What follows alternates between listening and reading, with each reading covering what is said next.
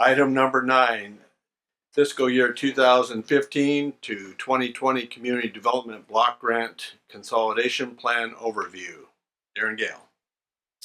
Good evening, Mayor Dukes and council members. It's a pleasure to be before you this evening to talk about our Community Development Block Grant Program.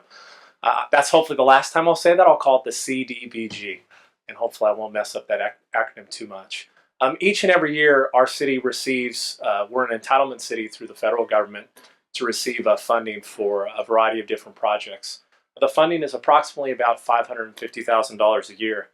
Let me just talk a little bit about the CDBG program. It is a federally funded program, and there's a few different priorities that we have to meet as we implement funding through the CDBG program.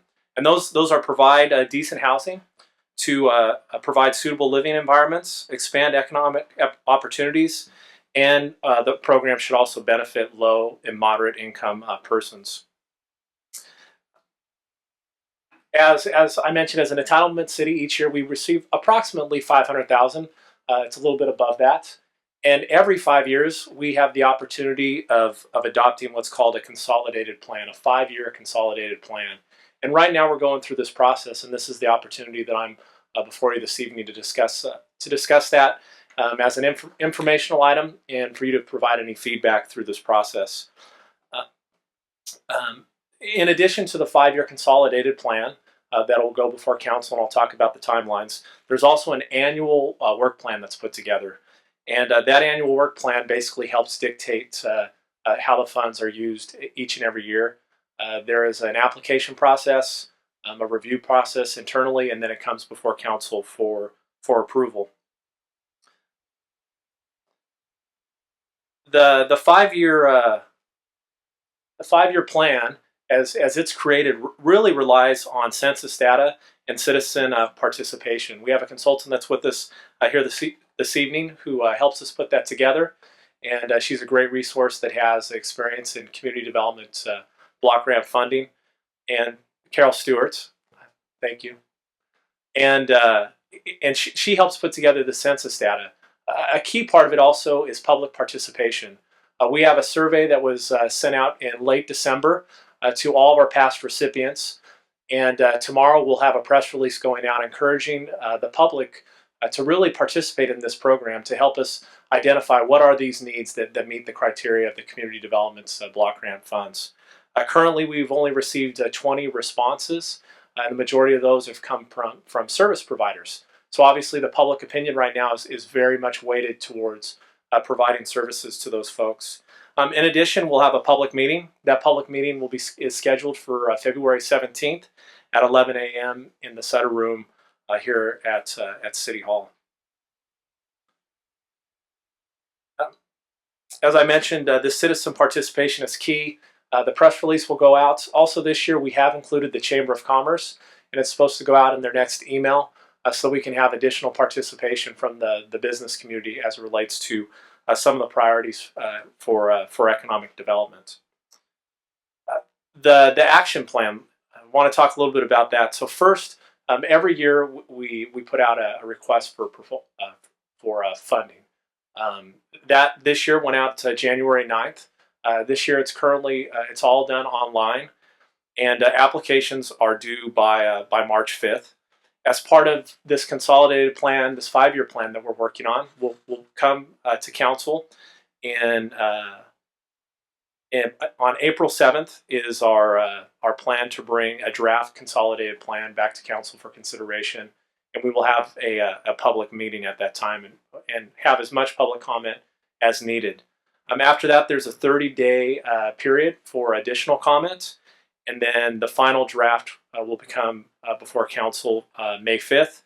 And if approved, we will submit both the consolidated plan, the 5-year plan, and now 1-year annual plan by mid to late May, because I believe it's due before June 1st. Is that correct, or June 30th? June 1st. So as it relates to funding, I want to talk a little bit specifically what are the requirements of where this funding makes improvements. So first of all, it has to benefit at least 70% a low-income person and ask me one of these three different objectives, the national objectives of CDBG. So low income benefits, slum or blight elimination, urgent community development needs, housing, property improvements, and a variety of different things. And we just talk about a couple example of projects that could be funded each and every year. So we have rent and mortgage payment assistance, ADA accessibility improvements, public facility improvements. Our hands event each and every year is funded through this program. And also we have a great handyman program for disabled and seniors that is funded each and every year. So over the past 5 years, the city received $2.7 million, and this is where your funding went in dollars and percentages. As relates to public facilities, that money went for city ADA improvements. Butchie Pools had accessibility improvements that they made. The Salvation Army. As it relates to housing and rehabilitation projects, that went to places like Casa de Esperanza. There was a solar grant program that was out there. Freed Resources for Independent Living received money for a Fix-It program for disabled. And then for public services, mainly for a lot of homeless programs, again, Salvation Army received funding, Hands Up Ministry, Homeless Veteran Assistance, Hands of Hope, Bridges to Help, and St. Vincent's de Paul all received funding over these past 5 years. So it's a significant amount of funding each and every year that goes out. As we're putting together this 5-year plan, obviously we'd love to hear kind of priorities from the City Council. This is an informational item, but as I mentioned, we would love to hear your input if you have any. It'll be back before the City Council in April for a true public hearing, and you'll have a draft plan. Also, that meeting in February is a great place where we can hopefully have the public attend.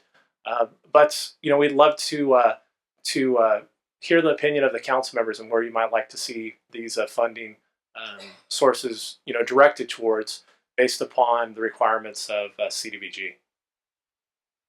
All right, thank you. Any questions or comments and direction to staff on this item?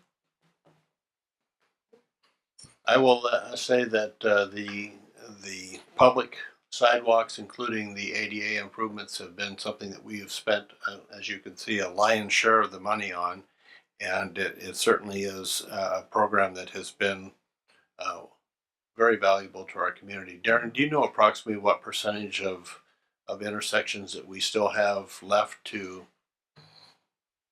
bring up to standards for ADA? I do not know the percentage, but there's still a lot of intersections. Quite a few. Okay. Improvements. All right. At this time, I'd like to open up public hearing and invite anyone from the public who'd like to speak on this item or give suggestions of where you'd like to see us spend these funds.